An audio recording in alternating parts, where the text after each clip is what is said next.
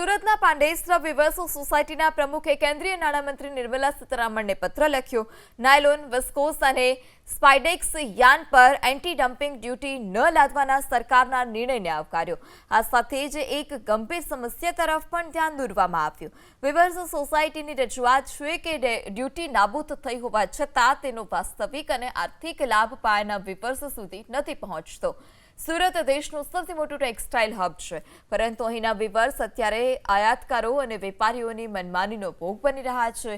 Pandesara weavers society અનુસાર બજારમાં anti dumping duty ન હોવા છતાં આયાતકારો અને મોટા વેપારીઓ પડતર કિંમત કરતાં ઘણો ઊંચો ભાવ વસૂલી રહ્યા છે, જેને કારણે સ્થાનિક વિવર્સોને ખૂબ જ મોંઘા ભાવે યાન ખરીદવાની ફરજ પડે છે। કેન્દ્ર સરકાર દ્વારા યાનમાં એન્ટી ડમ્પિંગ ડ્યુટી નાખવાનો નિર્ણય રદ કરવામાં આવ્યો છતાં જે યાનના ભાવ જે ઘટવા જોઈએ તેનો ફાયદો વિવર્સોને નથી મળી રહ્યો, જેને લઈને આશીષ ગુજરાતીએ કેન્દ્રીય નાણામંત્રી નિર્મલા સીતારામનને એક પત્ર લખ્યો છે। આપણી સાથે આશીષભાઈ છે, તેમની પાસે જાણીશું પત્રમાં શું શું માંગણી કરવામાં આવી છે। હાજી, ડીજીટીઆર દ્વારા નાયલોન ફિલામેન્ટ યાન અને વિસ્કોસ ફિલામેન્ટ યાન પર એન્ટી ડમ્પિંગ ડ્યુટી લગાવવાની દરખાસ્ત કરવામાં આવી હતી। જો આ એન્ટી ડમ્પિંગ ડ્યુટી લાગી જશે તો 50 રૂપિયાથી લઈને 120 રૂપિયા કિલોએ યાન મોંઘું થઈ જશે। પરંતુ આ જે નાણાં મંત્રાલય અને ટેક્સટાઇલ મંત્રાલય દ્વારા આ દરખાસ્તને ફગાવી દેવામાં આવી છે। હવે આ જે યાન વિસ્કોસ ફિલામેન્ટ યાન અને નાયલોન ફિલામેન્ટ યાન જે છે તે ગણ્યા ગયા છે 5 થી 7 ઇમ્પોર્ટરો દ્વારા જ આયાત કરવામાં આવે છે અને વિવર્સ ડાયરેક્ટ ઇમ્પોર્ટ નથી કરી શકતા। તો એનો લાભ લઈને આ લોકો નાયલોન ફિલામેન્ટ યાનમાં 50 રૂપિયાથી લઈને 120 રૂપિયા કિલોએનો નફો લે છે લેન્ડિંગ પ્રાઇસ પછી, અને વિસ્કોસ ફિલામેન્ટ યાનમાં 150 રૂપિયાથી લઈને 220 રૂપિયા કિલોનો નફો એ લોકો રડે છે।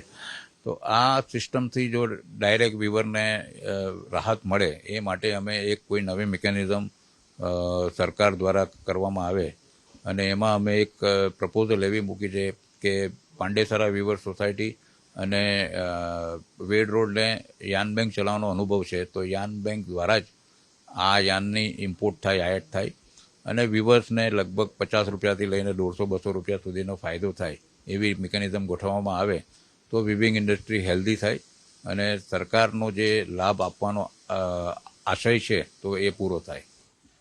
જે યાન છે તે કેટલા વોલ્યુમમાં મંગાવવામાં આવે છે ને અંદાજિત આ ભાવ વધારાને કારણે વિવર્સોને જે માસિક કેટલા કરોડનું નુકસાન જવાની સંભાવના? હા, નાયલોન ફિલામેન્ટ યાન જે છે તે લગભગ 6000 થી 7000 મેટ્રિક ટન આયાત કરવામાં આવે છે દર મહિને, અને જે વિસ્કોસ ફિલામેન્ટ યાન જે છે એ લગભગ 4-5 હજાર ટન આયાત કરવામાં આવે છે દર મહિને।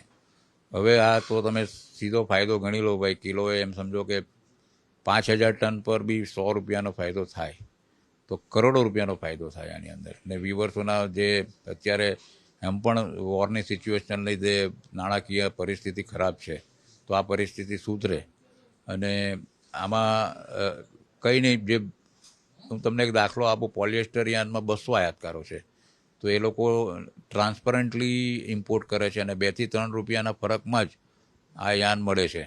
તો આ રીતની સિસ્ટમ થાય અને યાન બેંક દ્વારા વિવર્સોનો યાન મળે એવી અમારી ત્યાં એમને રિક્વેસ્ટ છે, અને સરકારના ધ્યાન પર આ પહેલાં નહોતું અને આ ધ્યાન પર લાવીએ છીએ તો સરકાર જરૂર આનો પોઝિટિવ ઉકેલ લાવશે। જી, આશીષભાઈએ સ્પષ્ટ જણાવ્યું ડમ્પિંગ ડ્યુટીનો જે લાભ મળવો જોઈએ તે વિવર્સોને ન મળતા માસિક કરોડો રૂપિયાનું તેમને નુકસાન જઈ રહ્યું છે। કેન્દ્ર સરકાર દ્વારા સમગ્ર પ્રકરણમાં કેવા પગલાં ભરવામાં આવે તે પણ જોવું રહ્યું। કેમેરા પર્સન રાકેશ પાનવાલા સાથે ચેતન બામણિયા, એબીપી અસ્મિતા, સુરત।